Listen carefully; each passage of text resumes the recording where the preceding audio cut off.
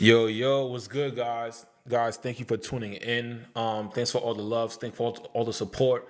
Go ahead, slap that like button real quick. This is probably one of the more important videos, man, because you know what? Not a lot of people do videos like this, right? The subject of this video is projects that I regret jumping into. Very important stuff, right? Um, Guys, we all took risks, we all took chances with certain projects.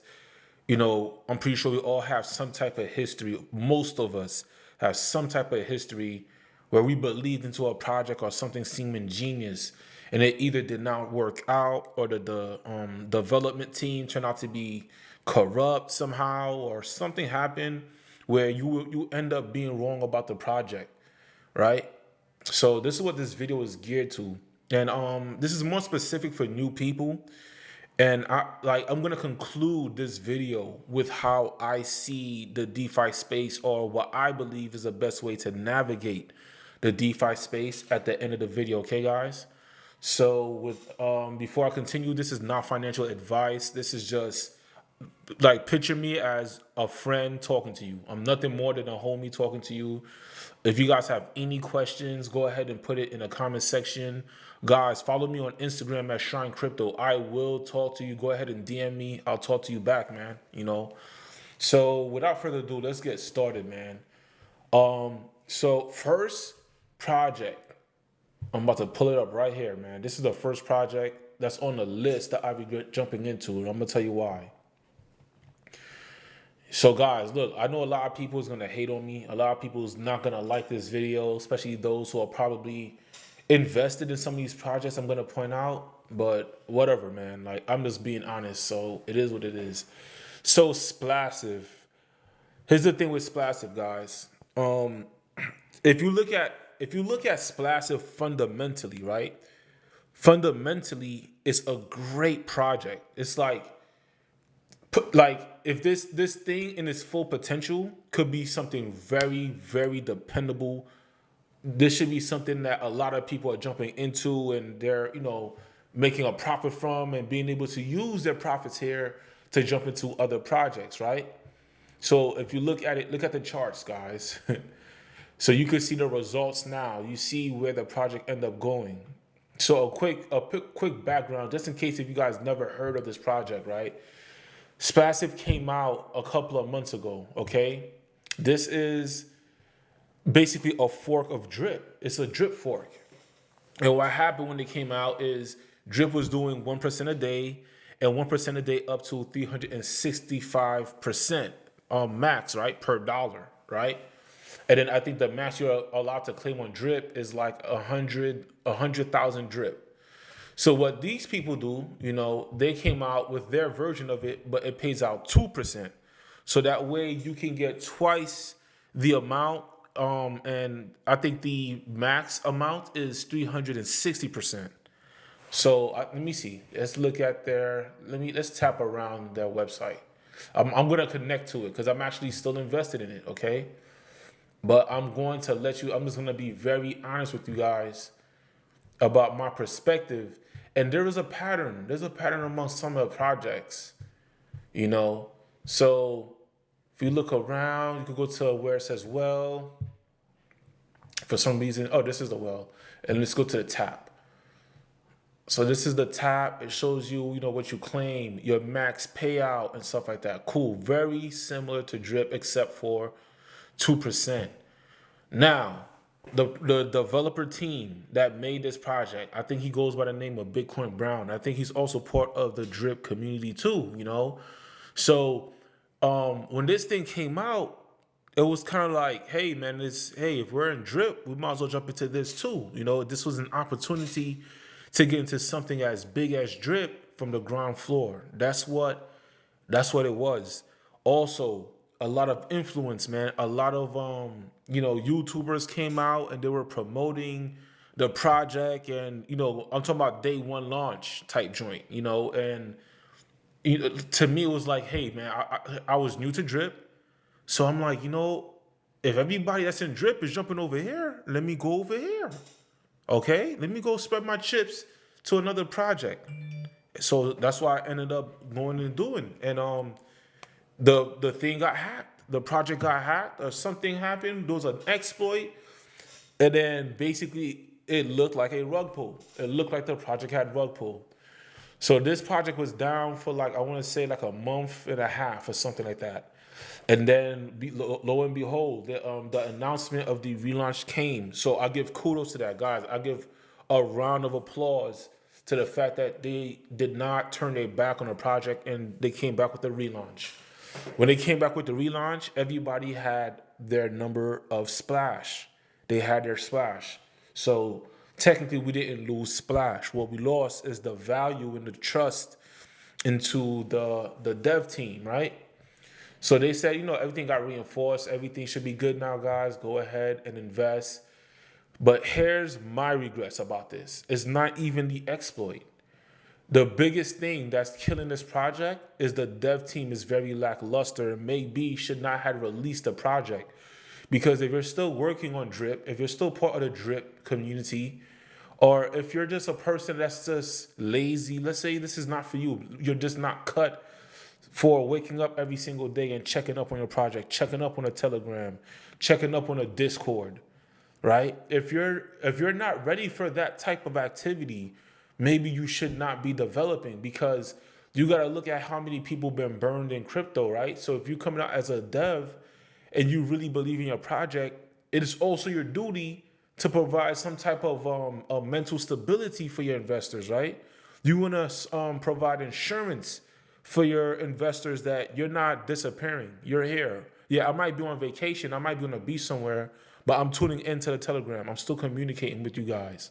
That goes a long way, There was a while I would jump on the Telegram to find out what's coming up. Everybody on the Telegram is just like, they can't find a dev. The devs is just nowhere to be found, barely any admins. So basically, that's the failure of the project. Even though the project itself is a good project, it's genius level project. If it was working to its full potential, it's genius level, honestly, because Drip is genius level, right? So there's no reason for this to not be, on par with Drip, but it's just failed to build a community, failed to communicate with the people. So Splassive is, I think I learned a lot from this one, okay? So let's go to the next project that I regret jumping into. Boom. Baked beans. Let's switch the networks, man. You guys already know I dropped $3,000 into baked beans, but today I regret that. I regret that. And guys, mind you, it's my fault. Don't get it twisted, guys. It's more me as the person than the project. I can't really blame the project for everything, okay? So my issue with baked beans was this, man. When I got into the baked beans, once again, I started off as part of the Drip community. That was the only project. Like, I was basically tuning out all other projects, okay? I became open-minded to other projects. Definitely when Drip was going down, because, the whales, they had to cash out. A lot of people had maxed out wallets. So as Drip was coming down, it was like, you know what, man, let me see what else is out there. There got to be something that I could help incubate my Drip earnings so I could make up for it after Drip hit its floor. That was the strategy. Lo and behold, member in the Drip community, push out this project, Now, when you first jump into the Drip community, it's very cult-like. They're trying to do something very similar to Hex. So there's like this thing, it's kind of like, the people who are in Drip, it's like if you invest into anything outside of Drip, they treat you like you're betraying the Drip project, like you're betraying the Drip ecosystem for investing your money to other projects. Guys, crypto is a solo sport, man. You're going to have to end up making your own decision, and you're going to end up having to rely on your decision-making skill and build your own personal confidence, okay? So, me watching that video, I followed that content creator because the content creator was credible. Also, the content creator had large amounts of income, right? So if you're looking at a dude that's a multi-millionaire, that's showing you, hey man, let's jump into this, check this project out, check that project out. It compels a lot of people to instinctively follow him, because it's like this guy's in a better position in life than I am, so he must know more than I know when it comes to investing. But guys, you have to make your own decision. I can't blame it on the dude. I still like that guy's content. I still watch his content. You know what I'm saying? He a funny guy. So, I really enjoy what he put out. But I learned a lesson about myself, because by the time I jump into baked beans, if you go over here, this is when I jump into baked beans 5 days before the great reversal, right? Wait, what we at here? Oh, right here, transfers. 5 days before the great reversal, man. And as you can see, man, like, it's been downhill since, right? Another thing that made me want to jump into baked beans is that I really liked the drip garden. The drip garden was such a cool project. So when I was in the drip garden, I'm like, they're onto something good. That was my first miner, by the way, that I actually put money into. But at that time, I didn't understand all the ins and outs about the miners. The only thing that I learned about the drip garden is that it had an inflation in it. That's the only thing I knew. But I never knew how to beat the inflation at that time. I wasn't really thinking like that, because everybody who was putting out their YouTube videos that was covering drip and the drip ecosystem, they didn't, I don't know, nobody really pointed it out. It's kind of like sometimes, you watch your YouTubers because your YouTubers should have some type of information. They should be able to provide some type of insight, right? Man, I should have used my own brain. I should have understood, like, I'm smart. Like, I know my thing. Like, if you give me any complex puzzle and, like, leave me in a room for like a week, I'm gonna solve it. You know what I'm saying? You leave me in an empty room for like 3 years, you're gonna come back, you're gonna find a palace, you're gonna find a TV. I'm gonna build a TV out the wall somehow. Maybe I'm over exaggerating, but I know my abilities as an individual. And that's one thing that I learned from my L's with baked beans, because I read everything is in plain sight. Everything that's wrong with baked beans is on the screen itself. It's on the screen itself, but I didn't sit down and play the game of chess in my mind with it. I didn't understand. I did not allow myself to interpret it. All I knew was rich dude said, this thing is paying me out. This is a good project. Boom. 8% a day. Follow 6-1. I thought that's all we needed. Follow 6-1. Follow 6-1. Man, when the reversal happened, man, it was crazy. So what's wrong with baked beans? Right here in the bottom, bro. This referral earned 12% of BNB used in baked beans from anyone who uses your referral link. And the fact that this information is also compound. That's what's wrong with it. This is why my strategy that I put to fight inflation would never work with baked beans. Because guess what? Guess what you're gonna end up doing when you're fighting inflation in baked beans? You're gonna be adding to the person referral link that you had used. So I regret jumping into baked beans. I regret jumping into Ruby Mine. Same reason. Everything that's just a direct fork of baked beans, I regret jumping into them. Okay. So, and I know a lot of people want to point out other projects. People wanted me to push out CZ's Kitchen. CZ's Kitchen is not enough, because having all this exterior stuff, things on the outside of the project to help sustain the project, would only work if the project has something in place in it to self-sustain itself. Like, for example, what the BUSD crop farmer team is doing, this screen right here is a self-sustaining screen. The information that you will find here says it doesn't necessarily need outside sources. Now, having outside sources for something like this is going to be crazy.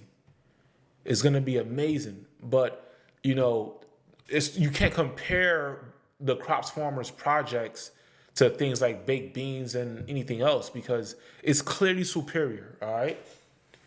So moving on. So baked beans, Ruby Mine, Golden Goose. Golden Goose. Let me see if their website's still up. Let me see. Golden Goose is on this list, guys. Yes, I jump into Golden Goose. Following YouTubers' information. Again, following YouTubers' information. Guys, don't let no man lead you. Don't even listen to me. Don't even listen to me, bro. Like, you need to develop your own skill. Let me see. I don't know if their website is up. Last time I checked, the website was down. So yeah, this isn't it. It is what it is, guys.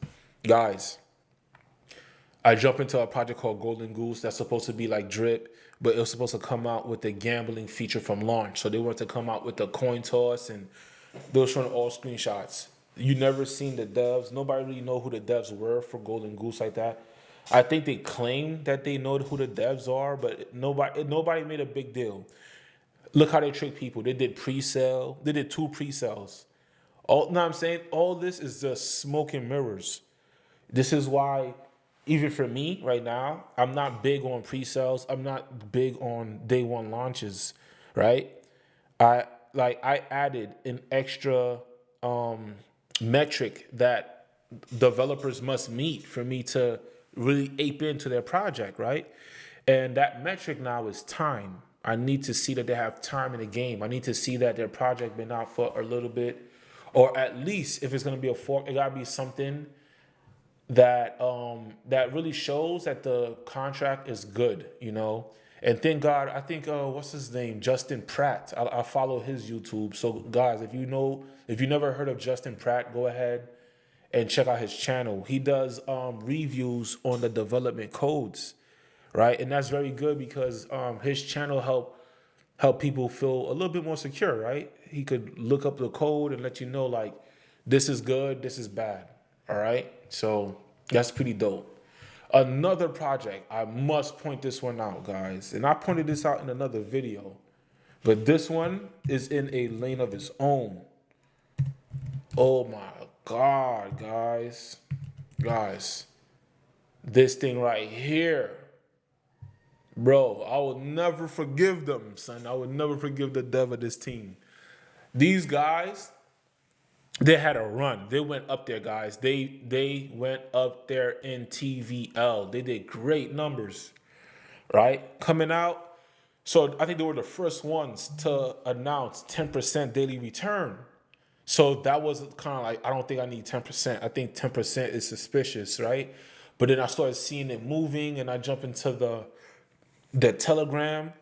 So at first, I liked their Telegram. I liked the dev. I liked the team at first, okay? And I don't know these people personally, but these people, right? They're either investors in their own project, which is a conflict of interest, or they had access to the actual TVL because they were able to take out 1,000 BNB in one night, and that was and basically when they did that, they killed their project. I don't know where this thing would be today had they not done that. They killed their own project when they done that, bro. Like the trust was gone, and for good reason, bro. Cause it's kind of like, man, you mess with investors' money. You have access to our funds. We don't care about none of this extra stuff that you putting out. Beefed out, all this waste of time, bro. Because the one thing that you had, you like, I don't know why they did that, but to me, that was stupid. That was stupid, and because of that, because they didn't have the tact to know that that would be a stupid play, I lost trust for the dev, and I knew that they overall did not have the best interests of investors in mind. So boom, another project. This one right here, guys. Time Wonderland. Time Wonderland. Now, last year, I was big on Olympus DAO. Olympus DAO was kind of cool. I seen, its ups and downs, but it was a first of its kind. And Olympus DAO did great numbers. They was doing a lot of stuff with other projects.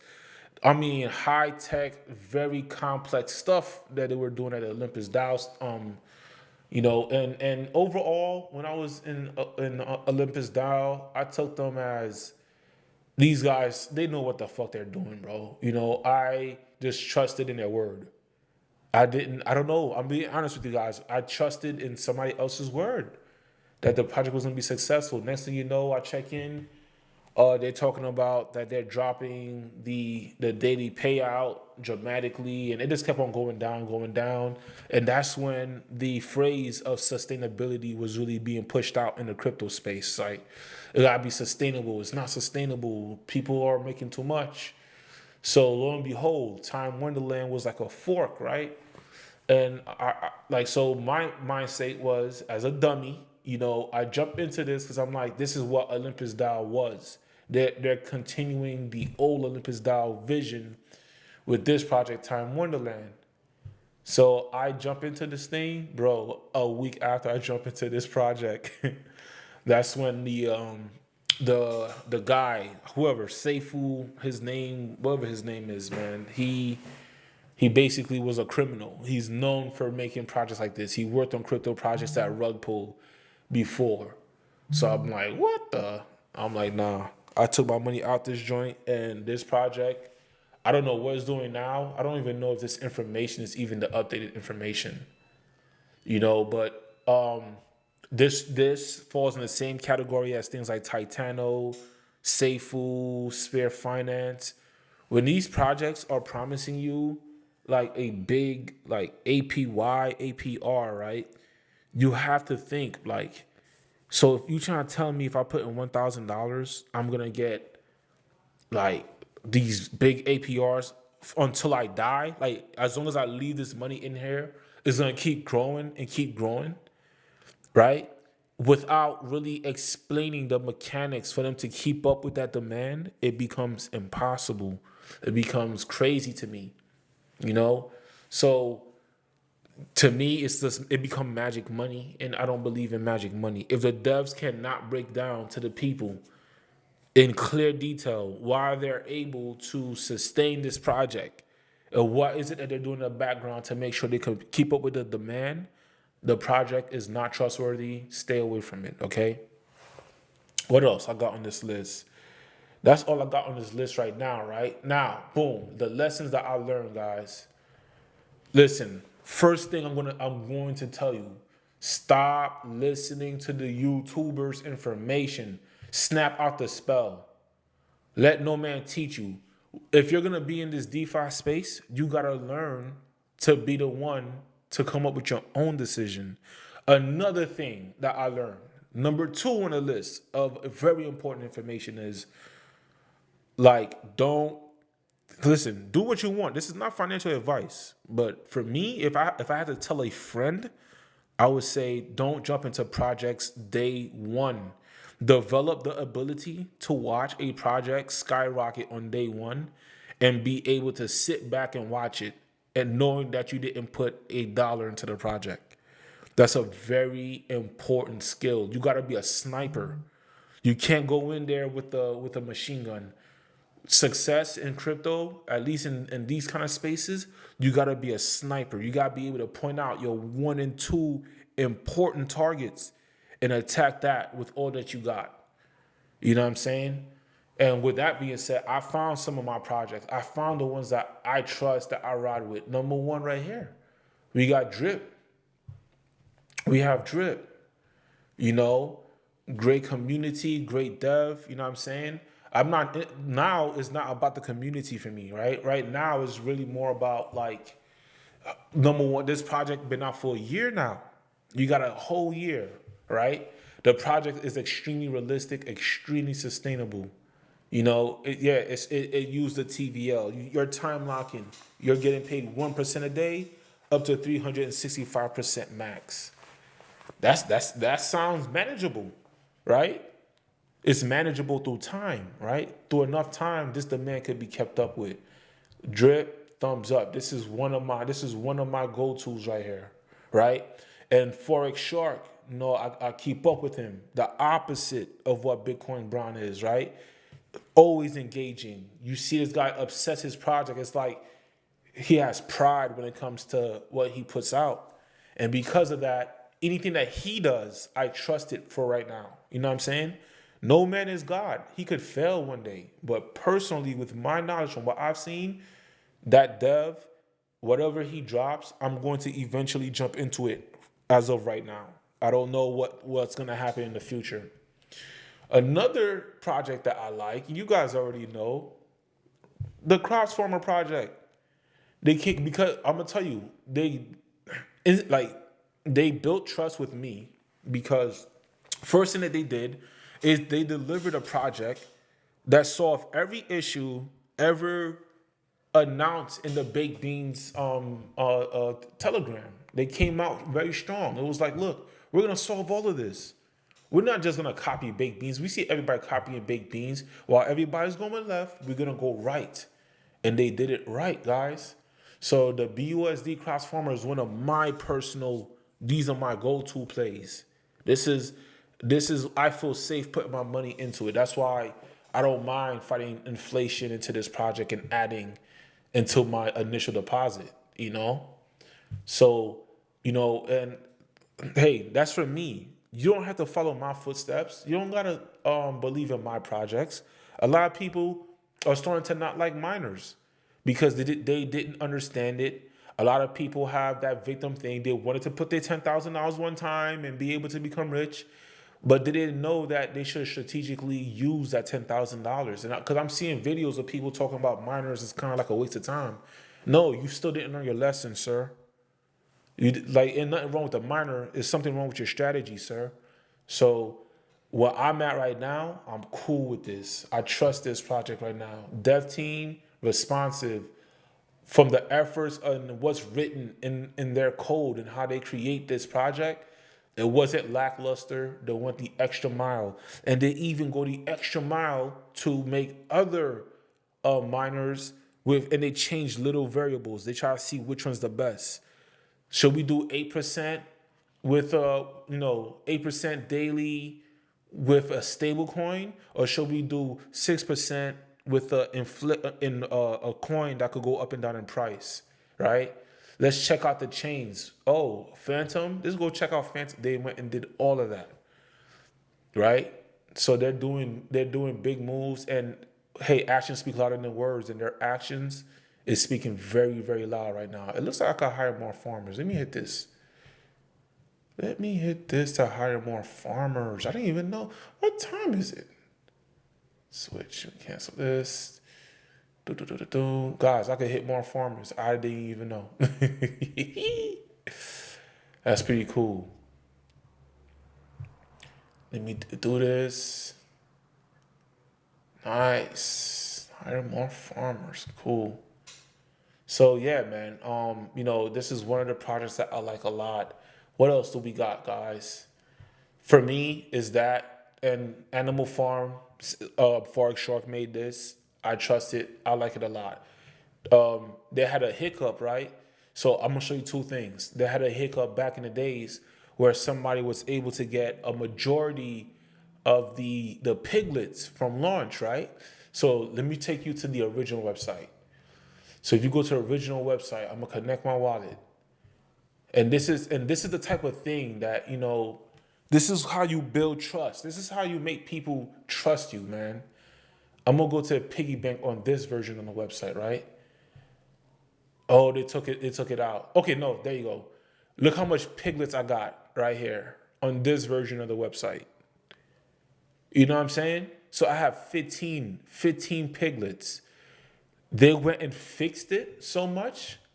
And then the dude that was cashing out all the funds, they basically got from that wallet because it's like, nah, you're not playing it the way we intended it to be played.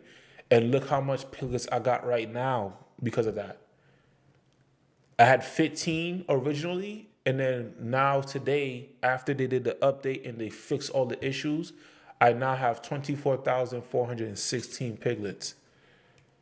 So it's stuff like that. When you do things like that for your community, you build trust, man. So for me, I don't believe in these degen plays. I don't believe in jumping into these things. What's that other? There's another miner somebody put is gonna be the BUSD Cross Farmer killer. No, it's not, because that project didn't solve anything. What's the name of that project, man? Whatever. It's supposed to launch, I think, today or tomorrow. No, it's not going to be a BUSD Crops Farmer killer. When it passed BUSD Crops Farmer, then I'll look into it. But my overall understanding from that project, it did not solve any issue that the cross farmer projects have. It didn't solve none of it. So for me, I don't view that one as a cross farmer killer. All it did was it allows people to just put your money in there and you come back and check once a week and then you can take your profit or you can recompound. I don't think that's a very important issue. And I do believe with the amount of people that have a bad taste when it comes to farmers, without the right strategy, that's going to be a failure too. You know what I'm saying? If you're thinking you're just going to take people who are frustrated, if you're gonna grab from the audience that's frustrated with the Cross Farmers project, your project is just gonna fail because you're gonna be taking from the weaker link of the Cross Farmer project. Because the stronger links of the Cross Farmer project, we know to work with our system. We know to not turn our backs on the system. And why would you want to build another portfolio? Like, unless you got the money like that, I'm sticking right here. There's no reason for me to go to any other miner at the moment. So cross farmer, I'm staying until something else is just flawed. But right now, my strategy is working for me, so I don't see a reason to go to anything else. So I'm satisfied here. What else, man? And that's basically it, guys. Like, think for yourself. Be your own investor. Do not let no man lead you. Don't even listen to me. All I'm sharing is my experience, and my experience gave me a foundation of how to formulate my own thoughts. All right?